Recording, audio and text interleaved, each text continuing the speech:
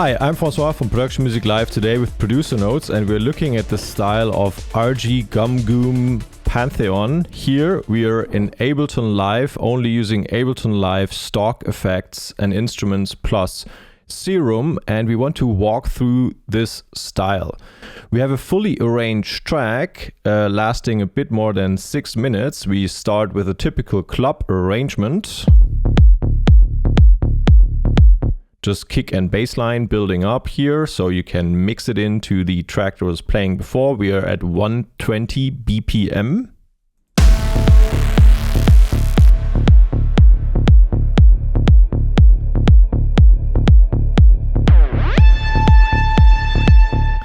And then we start bringing in the choirs, the sanctuary church feeling here.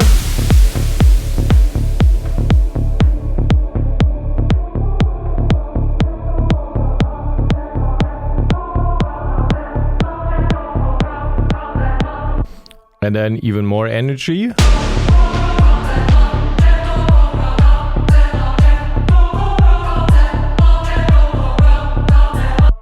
And then more drum elements.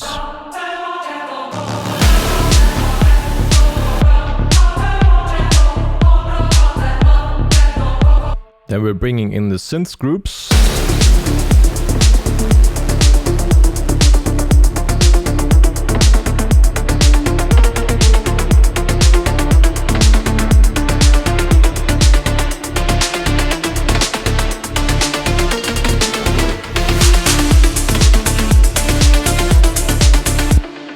And now we are at around 2 minutes already. The track is fully built up and we are bringing a transition part and the breakdown.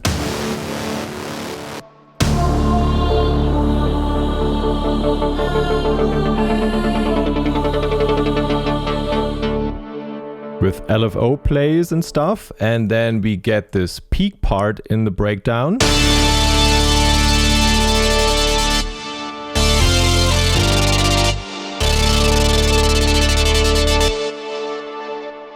And then we are resulting in the main drop.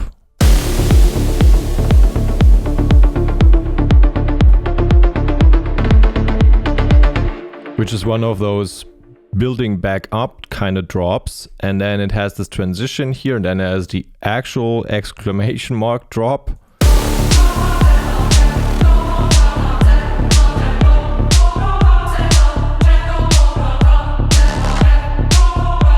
Followed by the full on.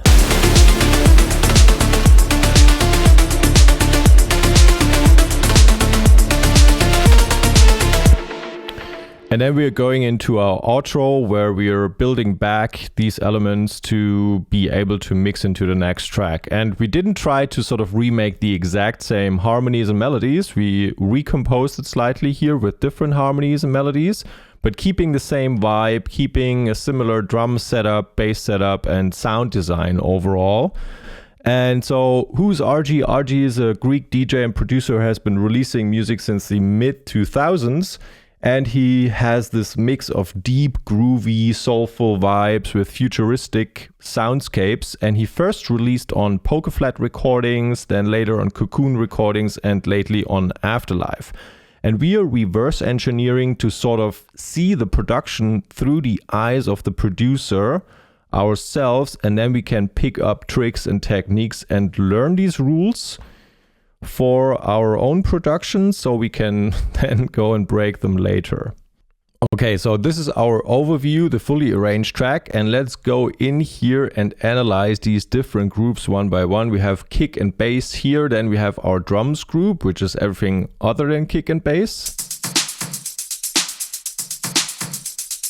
And then we have this big chords group, which is just for the break part. And then we have sustain pad, leads, and synths. Like these can be combined together.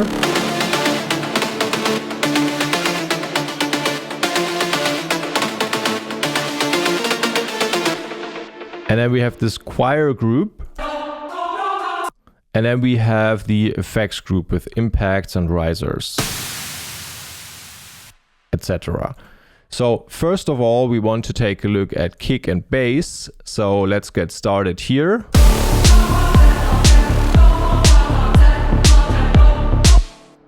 What is our kick doing?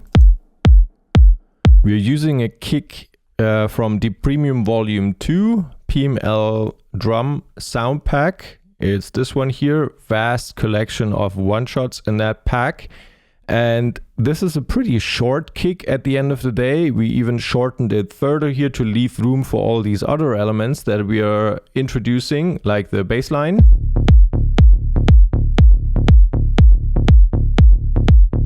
This is our setup. We are in D minor, and this is the second position. We are in 16th notes here, fourth position, and then third one in the next beat.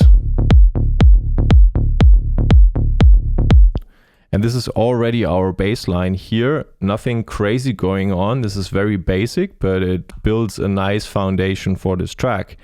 And what happened on the kick sample, we tried to make it more snappy by removing lower frequencies here. And then we got rid of some clicky elements around 1K.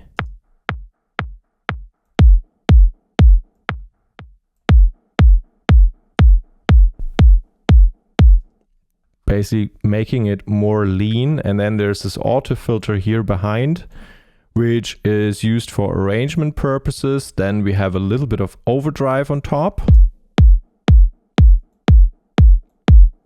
And saturation. Strengthening it a little bit here. This is stuff that happens when you reverse engineer something. You will probably not do this if you're producing forward, but if you're listening to a reference track and then you've reverse engineered and you're like, okay, maybe we need a bit more punch on or crunch on this kick, let's try to add in 10% of overdrive to the top and some saturation. And then after adding these in, you again need to clean up the sound because now you introduced unwanted frequencies, which we are doing here.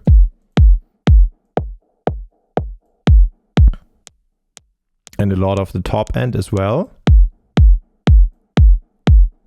And now behind it, we already have this volume pumper here, which is interesting because, hey, this is our kick, right? But you'll see in a minute why we could use this as well. Okay, so we're looking at the bass line with Serum here. Saw wave in oscillator A and a mixture of a saw and a triangular wave in oscillator B both get sent through the filter 24 decibels per octave, and the cutoff is being controlled by envelope 3.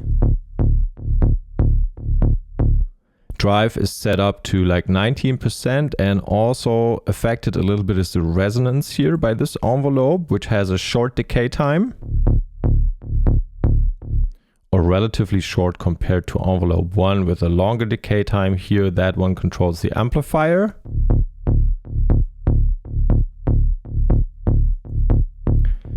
And then we're sending it through distortion here as well, on off.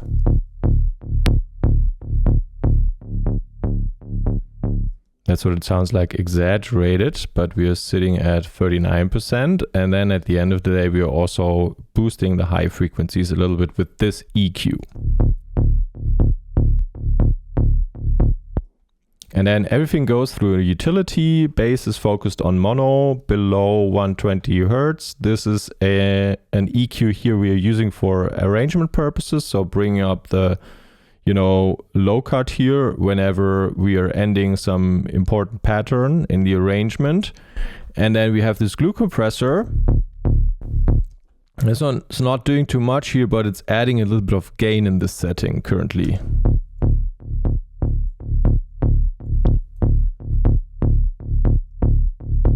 And behind it, we have this EQ, which shapes the sound slightly here, taking down some frequencies around 45 Hertz and then again around 1000 Hertz and some of the high frequencies.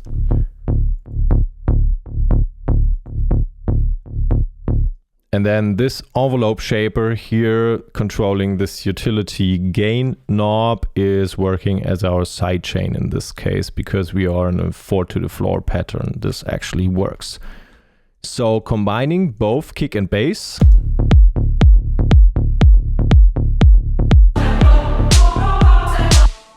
We can also see that we are sending them not directly onto our master, but first of all, they're getting sent into this K and B group or bus track right here. So let's listen to this one.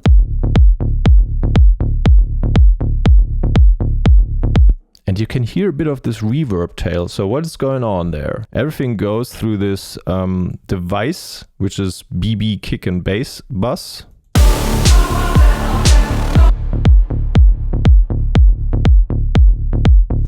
And what's happening? So this chain here is basically at 0 decibels, so sending the signal all the way through into this glue compressor and to another glue compressor.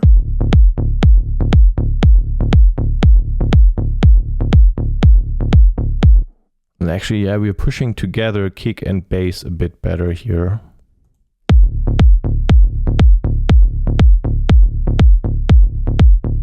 They feel more separate if I'm playing it without them.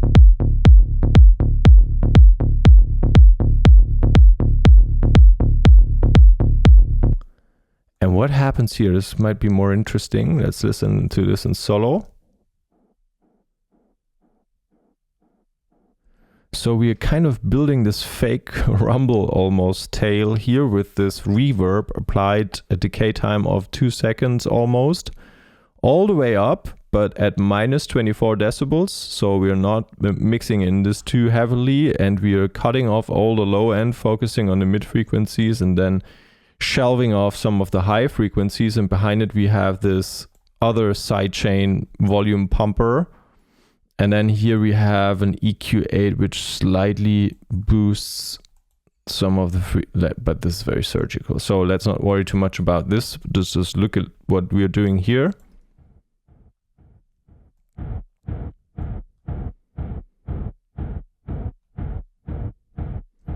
If I'm getting rid of a volume pump.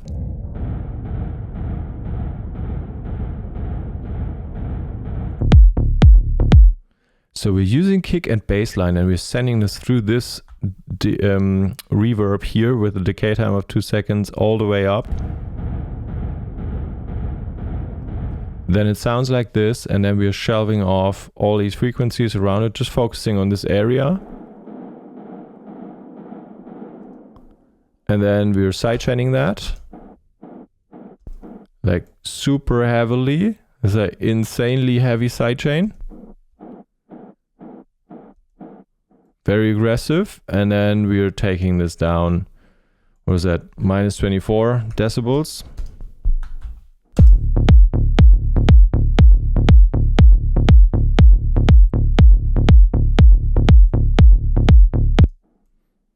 Okay, so let's take a look at the drums. Below this, we are adding in a snare sound already from here on. And this is the processing on the drums group in total. You can see we are making sure we leave enough bass room here for our bass and kick elements. And then, yeah, just surgical EQ here around the mid frequencies, and then some of the nastier frequencies up here get taken out. Let's listen to this in group context.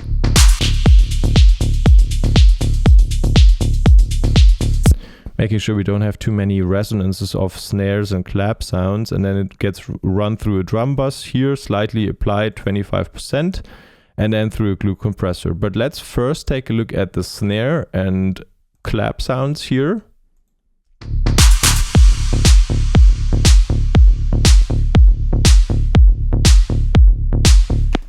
So we have this clap group element with these 3 sounds, and we are using all of them.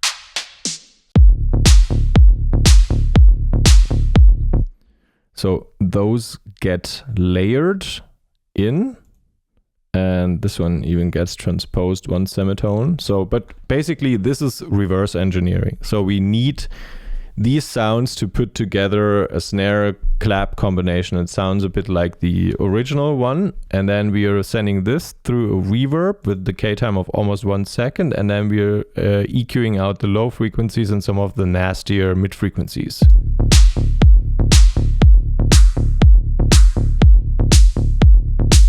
And then also shelving off the high frequencies. take a look at our snare sound. That's also very interesting. It's layered from 3 different ones. So this one is from the Premium Volume 6. Here. And this one is from the Premium Volume 1, Snare 80807. And then we have this noise layer on top where we're using Ableton Analog. And we take off both oscillators, just use the noise oscillator. And take that, color that up to 22 kilohertz here. And then shape the filter envelope with these settings, jumping this a bit, and then also the amplifier envelope with these settings. You can stop the screen and copy them if you want to. Also a sidechain here. Let's quickly check what's going on here.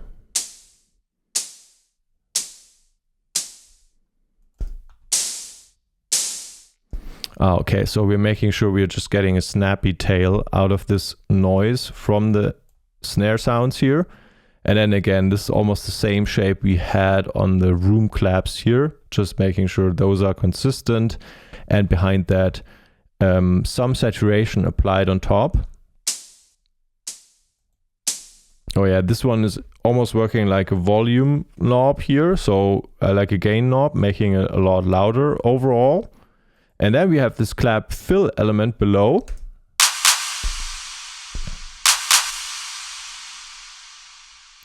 Let's listen in context.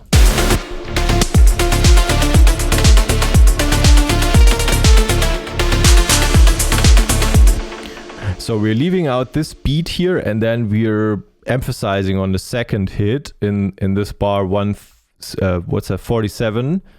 And then just giving it more energy here with these very snappy claps and a long reverb tail. Where is it? Here, 7.5 seconds of reverb mixed in 10%, and then we're rolling off a lot of the...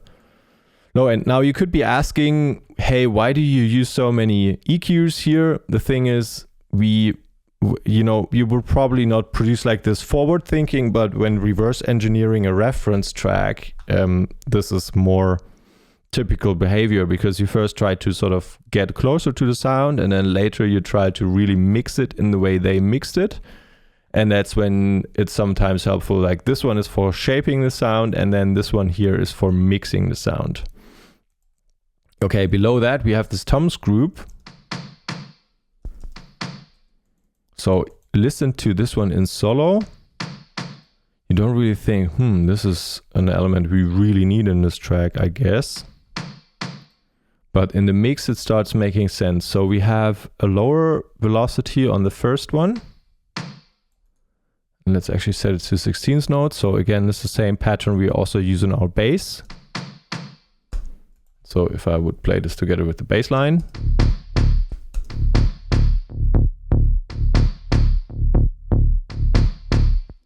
So, and that's a tom sound from the Premium Volume 1, Tom 007. Yeah, we are just using this tom feeling from the bass line to sort of support our already synth generated bass sound.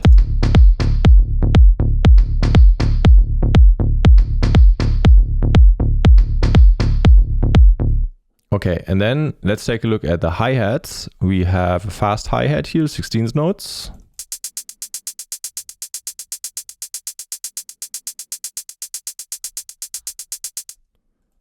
And we are using this sound from the Premium Volume 6 here, but we are cutting off the initial transient, just focusing on the part behind that. And then we needed a shaker loop from the Premium Volume 6 shaker loop sent through the hats group as well. And we have another much more busy shaker by Tim Engelhardt here, also the Premium Volume 6, and that one is set to warp, transients, beats, and you can see this arrow here. If you set this arrow to one arrow pointing to the right, then you can sort of make a loop like this less busy. Let me play around with it at 66 right now. Now it's super snappy, just focusing on the main transients, like those ones here in the beginning. This one, this one, this one. And then when I bring it up, it slowly also brings in the taily parts here.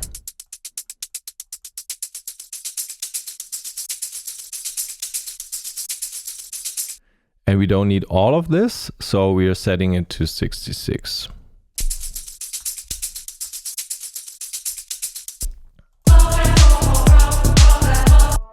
Or basically just drums and kick.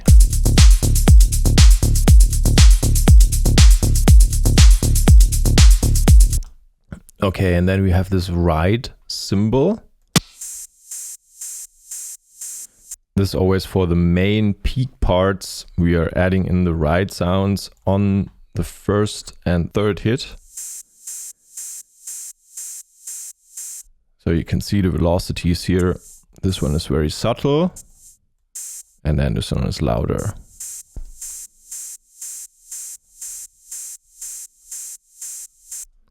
And also we have this deep hi-hat thing here.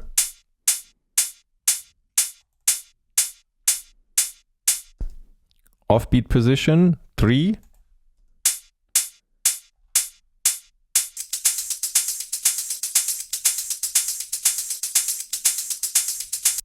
In this case, we used a sample from the Peak Time Bunker pack and then went a little bit through erosion with it, cut some of the low end and also put the volume pumper on it. Although I'm not sure if that's really needed on this sound. Anyways, it depends a bit on how long you play the sample. And let's put it all together.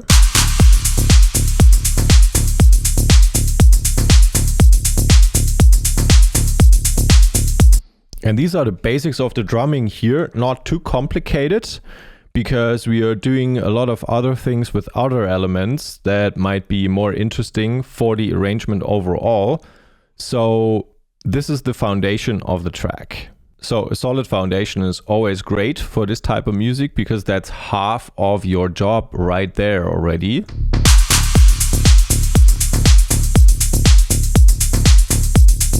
And now we can add in our harmonic elements and instruments. First of all, we have this choir here, which is kind of very important for this sound, for this track.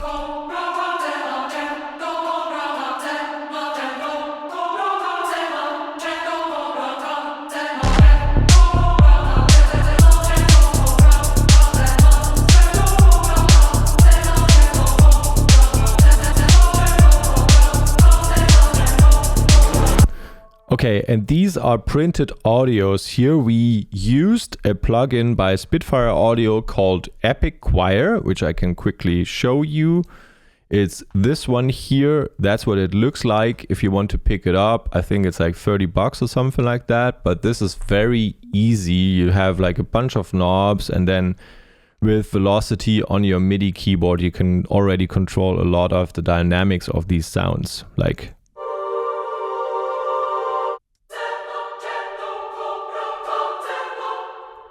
that.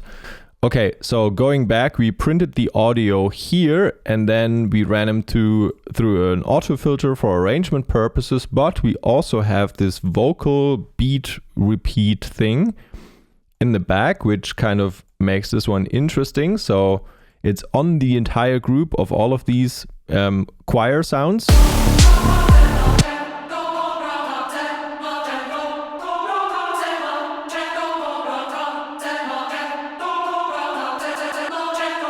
Okay, quickly device on. This one is the one we need to look at. So this is automated here. It's off all the time and then.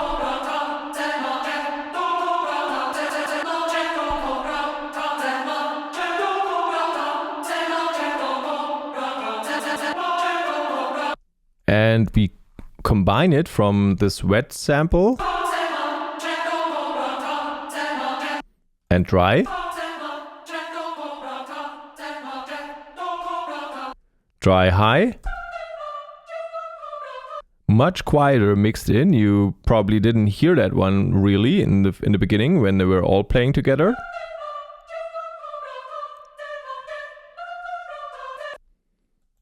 and choir long.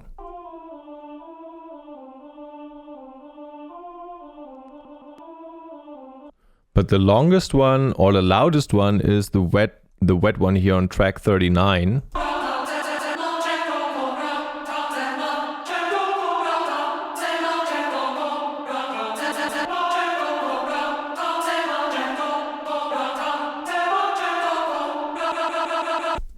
Okay, and what do we have here? Let's quickly check out what this device is doing. We have the beat repeat, which is set to on, and then we can mess around with the grid.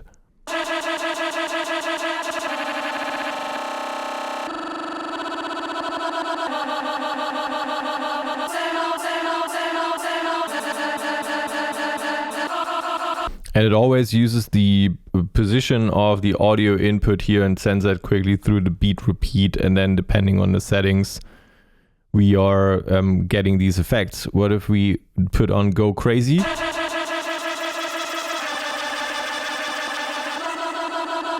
I mean, you can copy these settings here. We are also going to probably flow this into our PML Rack Attack free download because it's kind of this nice thing. You can also mess around, by the way, with triplets on and off. That's just one knob that controls this AB knob right here.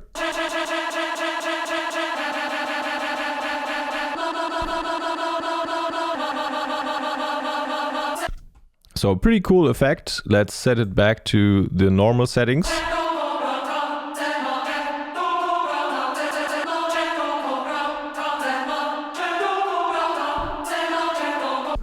So you use this choir plugin and you print the we printed the audio here. You can go pick it up yourself. Also in this part we have a slightly different melody playing.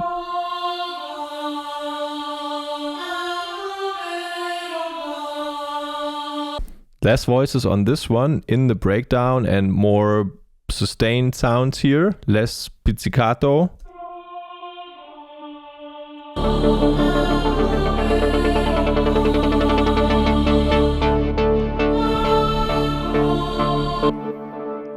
And we are using these as placeholders here. Obviously, it would be greater to record all of this with an actual choir. And then whenever you know which track you're making, what harmonies and what chord progressions you have, sit down and actually record it with them. But this is how we set it up here, just so you know. This was MIDI printed to audio right now. And let's go over to the Synths Group here, where we have a bunch of drones for the background. Playing D and A, so the fifth basically. Our track is in D minor and we are mostly playing so-called power chords, so the root and the fifth. And we're doing this with this saw wave synth drone here, 6 voices on that one, 3 voices on that one. Doesn't really matter what you're using here in the background, but you just need a little bit of Atmo. And then we have this choir drone.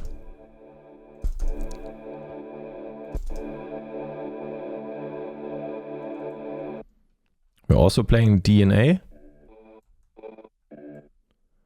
And we're using this vocal sample from our PML Vocals Vol.1 pack, which is in this pack. Vocals Vol.1. It also has these drone elements.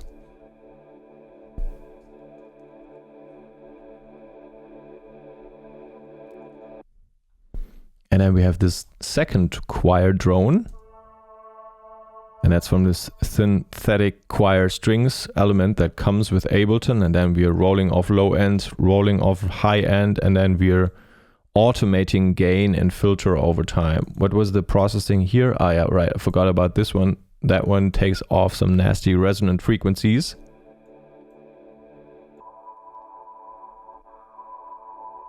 So where the thing goes completely into monk mode.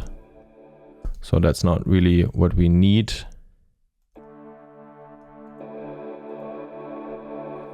But this is a nice bed of drone sounds we can lay our track into if we mix it together with the drums and the kick.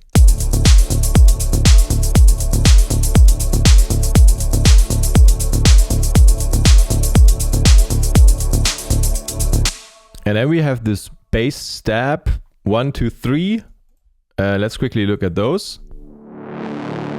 It's just like this reverse filter opening up here. If we look at the shape of the filter, it goes like this. It's like rack. How do you get the sound? Also saw waves and then a bunch of voices here. Detuning set to mid mode, more or less. And then we have this acid wave on top of it.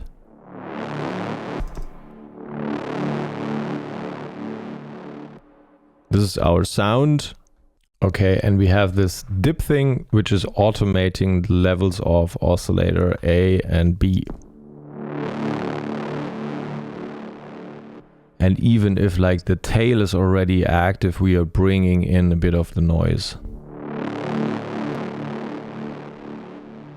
Okay, then we have bass step number 2 here. Let's listen to this one.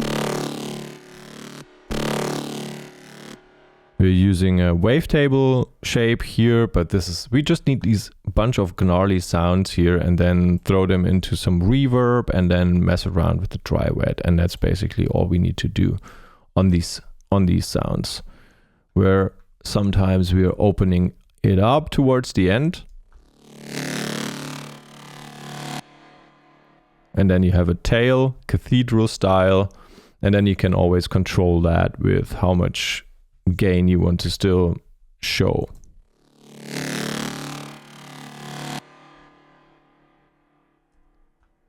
And then you're like, okay, but if this utility is going down to 0, why do I still have a tail here? We are sending this also through return channel C, which has this huge reverb sitting there, cleaned up here in the low end. And that's the one that still is audible after, you know, this processing on the group is already done, because we are saying everything that happened before gets taken down to -infinity. But the tail was already sent into processing on return channel C. So that's not controlled by whatever is happening here with this utility. Just we'll go to the end and then stop playing whenever that reverb is finished. And then we go to bass step long. Another a bunch of saw waves, gnarly sound here, 8 in this case and another 4 here. And cleaned up the low end, put some redux. Let's check this out. Where do we put the redux in? Do we ever put it in? Ah, yeah, here in the beginning. Okay, so let's listen to this. Okay.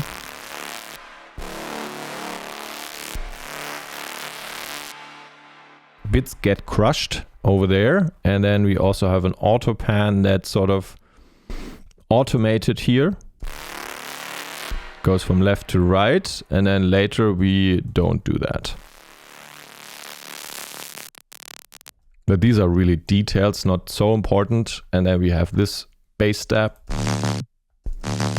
Oh yeah, that one is cool. You can definitely hear that one in the sum total.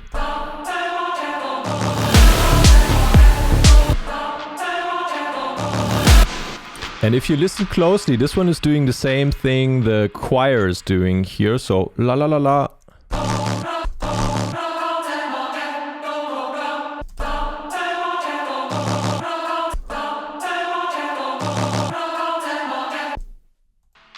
So we are just mirroring this with our bass sound down here. It's just playing this one D note.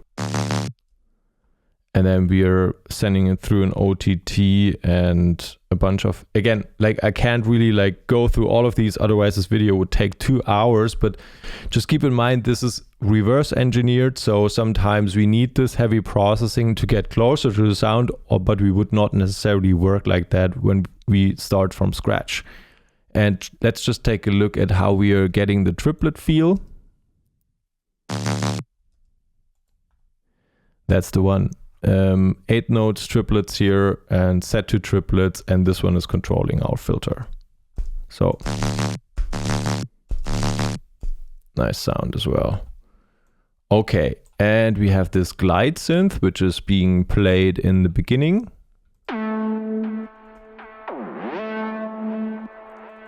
Very simple sound. Make sure you have overlapping MIDI notes here so it works nicely. And then you go to Serum. In this case we have this Juno type wave, and then we're setting it to mono, legato, always on, and portamento, and thereby we're securing that we have this glide sound.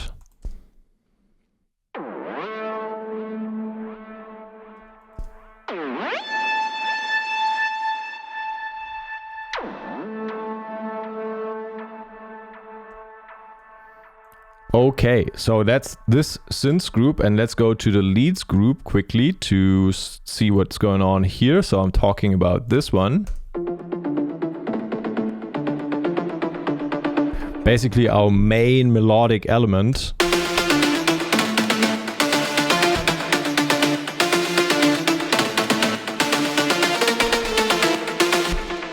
Let's quickly look at the pattern. We have 16th notes here or here, and let's take the scale off. We are in D minor, and that one was set to scale D minor, but we are basically playing octaves. That's F,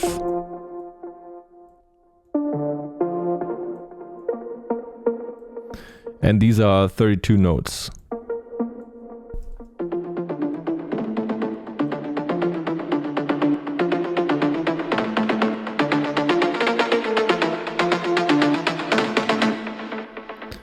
And we are playing this together with just this monotonic bass line.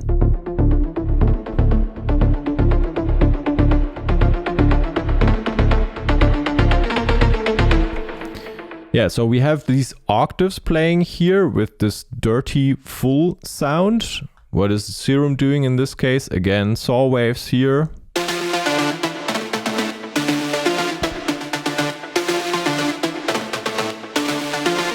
And you can see we are using an erosion to sort of bring in this even more dirt noise into the mid frequencies. If I'm automating this one, you can.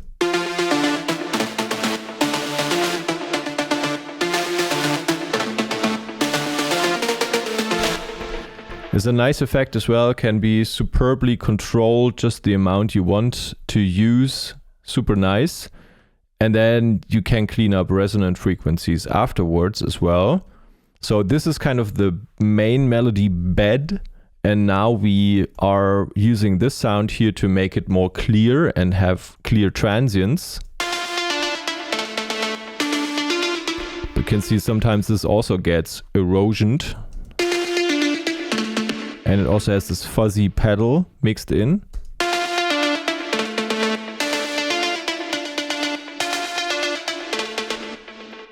Let's look at this one, at this sound. Again, saw waves here, but very plucky.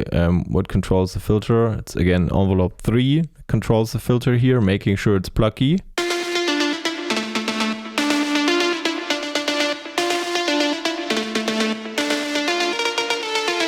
And it's already being sent through multi-band compression here in Serum.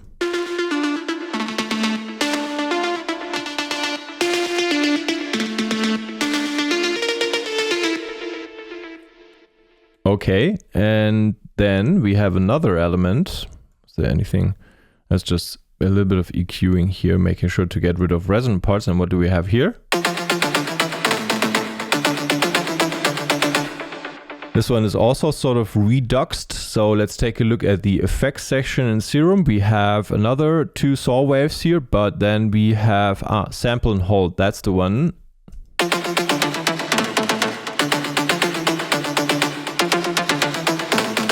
Sample and hold can also sound like a redux somehow. Okay, that's an octave lower than this one. So we are really making sure we're occupying the main octaves of our frequency spectrum that are playable.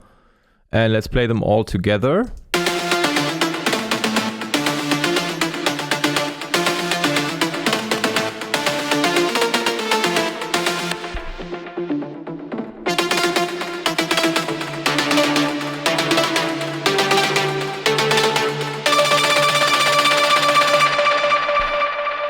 Yeah, and in this case, we have this, it's called crescendo. Here we have this low part added in as well.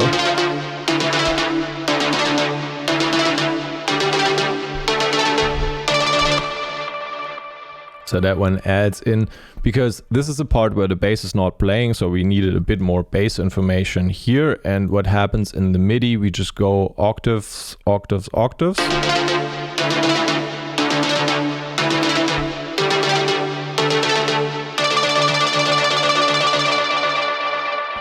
Sometimes easier to do with plain MIDI than using a arpeggiator. Sometimes you have more control, and now you can see all of this is going through a little bit of processing here on the leads group. So if I would take this off,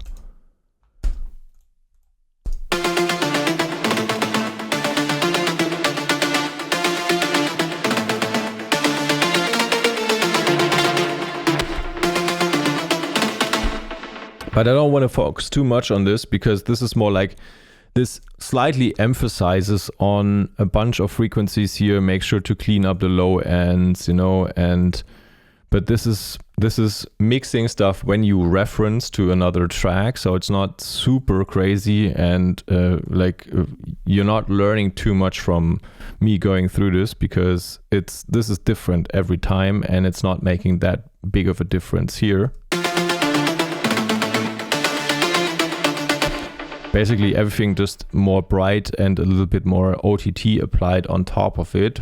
We are also sending our leads through the medium reverb channel here. Let's quickly listen to this one.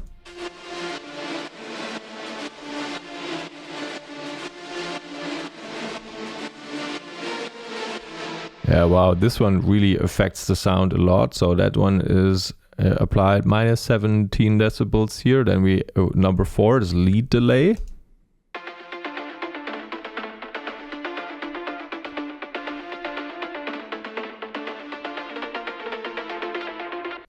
Okay, zooming out a bit, that's leads, synths, choir, and we still have the big chord parts here. So let's quickly take a look at the break chords. They are combined from saw chord, top layer, organ layer, noise layer. So let's take a listen.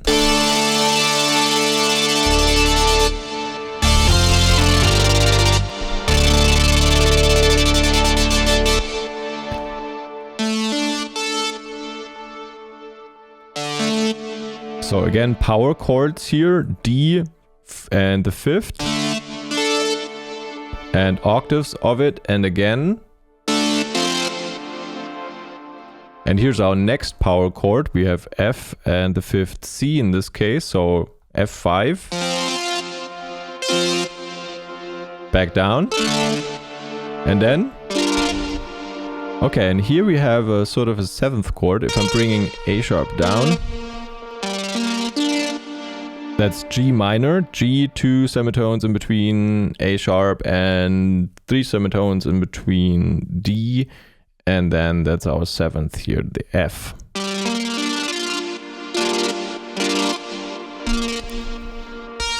Voiced differently, A voiced up.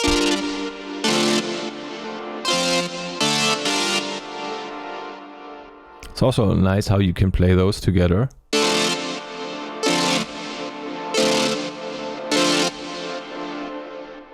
So these are our chords, and we are playing saw waves here for this one, 6 of them.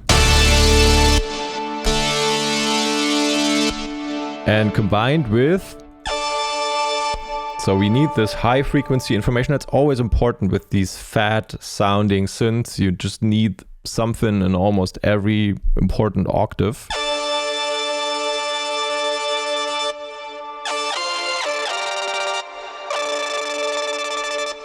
And if you're wondering how does that LFO type thing come together, it's something on the group. We'll look at it in a second. We also have this organ sound here, which alone sounds really nasty somehow, but in context it makes sense to mix this in as well.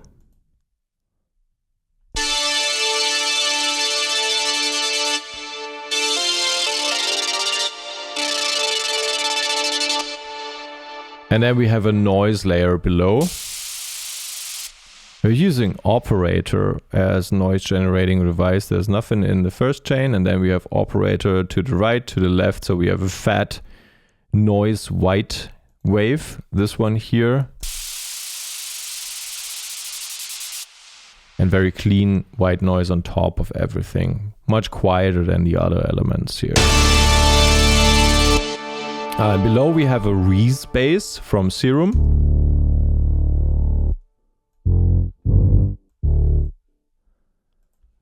And that one is also pretty straightforward. We are using this saw rounded and this vintage synth on top.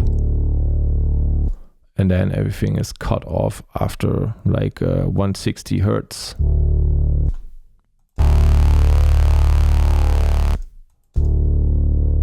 Yeah, very nice sound combined.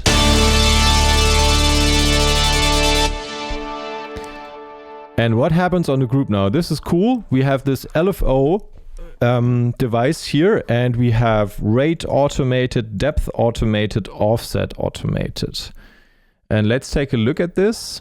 Here's our offset automation, and let's take a look at the rate automation first. So the rate is all the way up. It's set to hertz. It's not at a fixed, speed sync.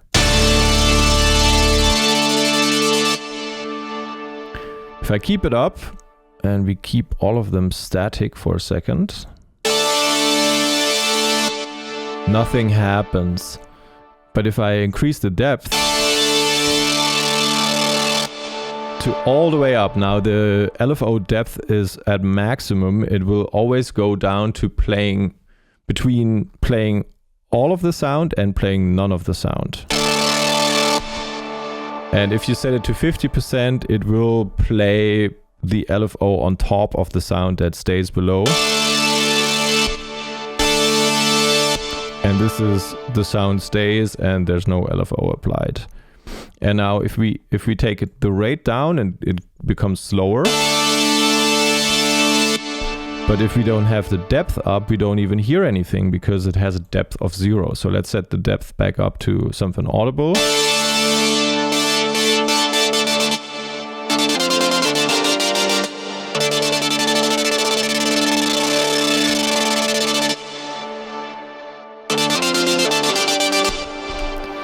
Oh yeah, I forgot to mention this LFO is controlling the frequency of this auto filter here. That's important. You need to map this onto the frequency, which you just click it and then click that and then it's mapped.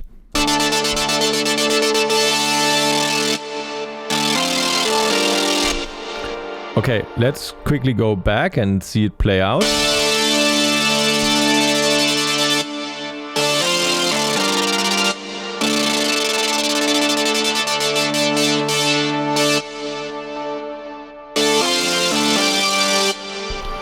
Okay, and then we're cleaning up the low end behind that and some of the high end, then some echo into the sound, a bit of chorus into the sound, and some glue compression, and again, a bit of surgical mixing EQs here. Don't want to focus too much on these because they're very typical, like very characteristic and specific to the track you're working with.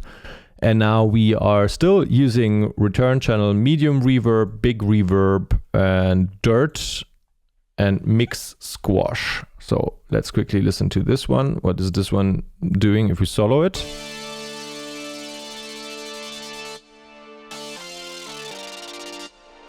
Big fat glue compressor. Okay, and dirt.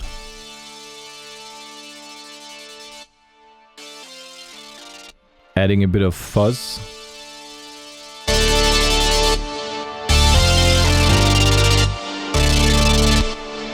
Okay, so that's how we are getting this sound. And let's zoom out. We are already many minutes into this video. I'm probably going to skip the effects section here, just quickly listening in. It's a bunch of toms, claps, spot claps, and etc. and risers. So reverse and then impact. and then noise downer.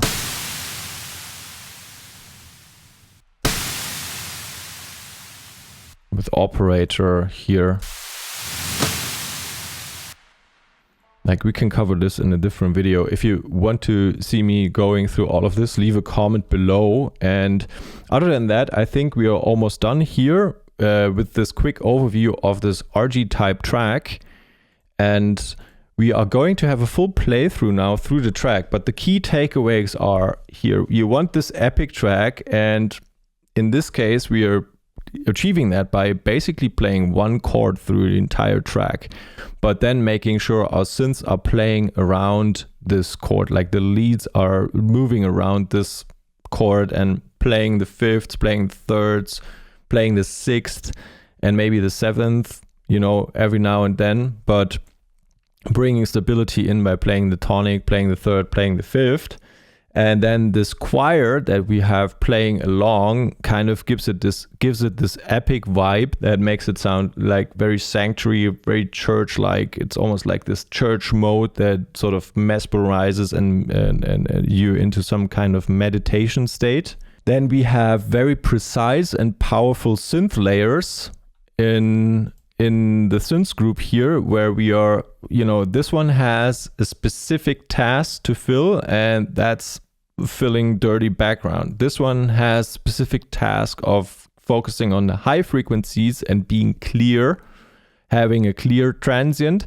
This one is doing the same thing, but on the lower frequency. So it's very deliberate. We always need to ask, why is this layer needed, and what element does it add, and is it clashing with anything else? And then we also learned that we can have perfect LFO control by using this type of LFO device here and then mapping it onto a filter, and then we can really automate surgically how the LFO is supposed to behave over time. What else did we have? We had this, in this case, kick rumble or fake rumble almost in our kick bass group here, or in this kick bus that we were using. It's an interesting trick to make that sound more big by sort of slightly mixing that in, but keeping the low frequencies out of it and the high frequencies as well. Then we had this vocal rack, which was kind of interesting as well on the choir group, or on one of the choir groups here, where we had the vocal beat repeat, which is kind of cool. You can the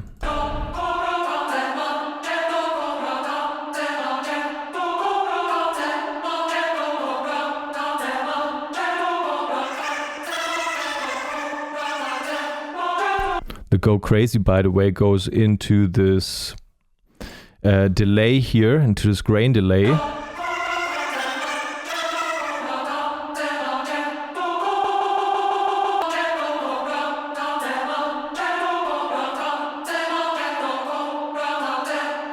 So super nice, and this might get added to the PML Rack Attack free download as well. And so basically we achieved the choir with the Spitfire Audio Epic Choir plugin, which is cool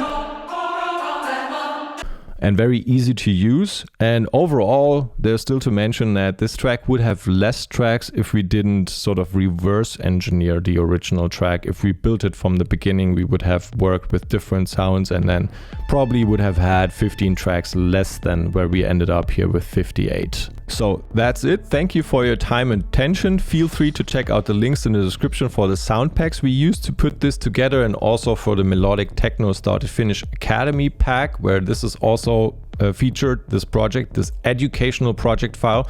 And now we are going to have a full playthrough of the track.